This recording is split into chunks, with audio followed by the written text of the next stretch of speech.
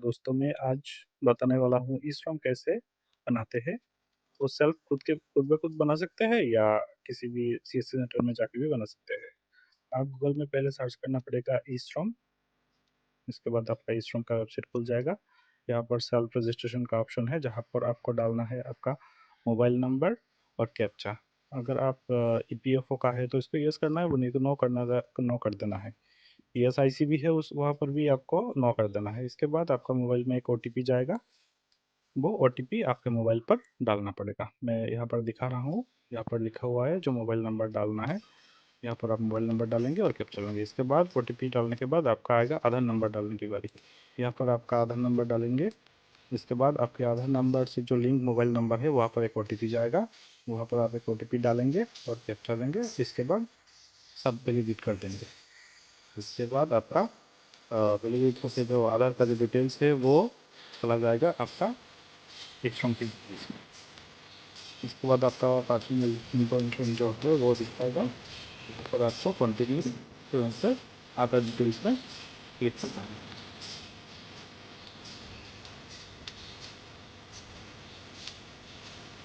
यहाँ पर क्लिक करने के बाद आपका जो नाम है या हस्बैंड का नाम या फादर का नाम, जो अगर मैरिड है तो मैरिड देंगे, नहीं तो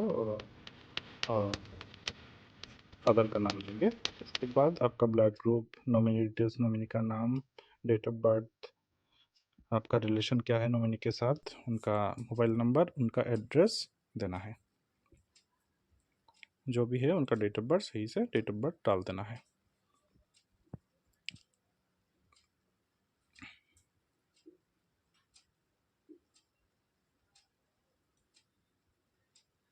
फिर आपका एजुकेशन का एड्रेस का जो डिटेल्स है वो डाल देना है। एड्रेस के डिटेल्स डालना है जो आपका प्रेजेंट जो एड्रेस है वहाँ पर प्रेजेंट एड्रेस, और आपका जो परमानेंट एड्रेस है वो परमानेंट एड्रेस आपको डाल देना है। जो आपका डॉक्यूमेंट में जो एड्रेस होगा वही एड्रेस डाल देना है। जो आपका स्टेट है वो स्टेट सिलेक्ट करना है। जो डिस्ट्रिक्ट आता है आपका वो डिस्ट्रिक्ट सिलेक्ट कर देना है।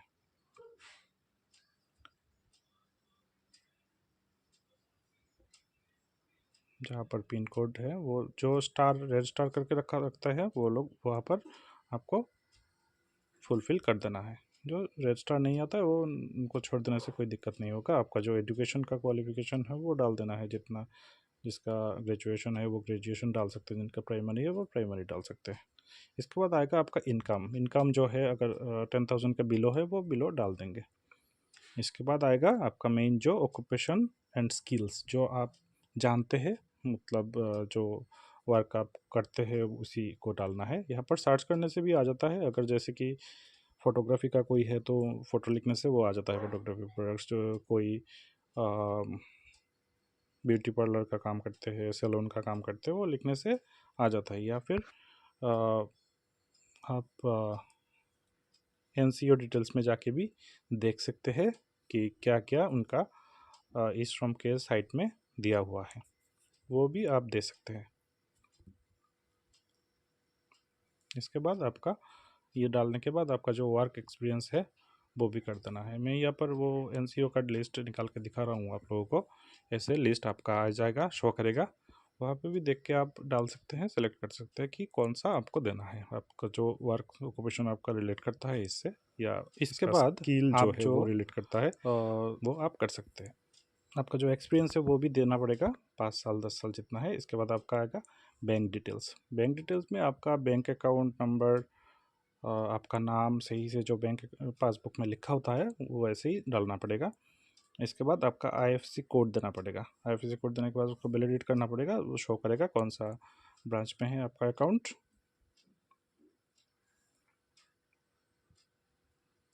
जैसे कि यहाँ पर है बैंक अकाउंट डिटेल्स लिखा हुआ है, ऐसे ही लिखना पड़ता है, देना पड़ता है। देने के बाद आपका आईएफएससी कोड देना पड़ता है। जैसे भी अकाउंट नंबर सेम सेम से आपको कंफर्म करना पड़ता है। जैसे कि बैंक नंबर यहाँ पर ऊपर में लिखा होता है, नीचे भी आपको सही से कंफर्म करना पड़ता है। सेम सेम नहीं होगा तो आपका ये लेगा नहीं। इसके बाद सबमिट करने के बाद आप टिक करेंगे यहाँ पर आई अंडरस्टैंड जो होता है उनका जो ये होता है वो क्लिक करके आपको सबमिट करना था। इसके बाद आपका वो खुल जाएगा, ई श्रम का कार्ड शो करेगा आपके वेबसाइट में, और डाउनलोड का ऑप्शन भी आ जाएगा। आप यहाँ से डाउनलोड करके किसी भी कंप्यूटर सेंटर में जाके आप इसको प्रिंट करवा सकते हैं और आपका ई श्रम कार्ड। थैंक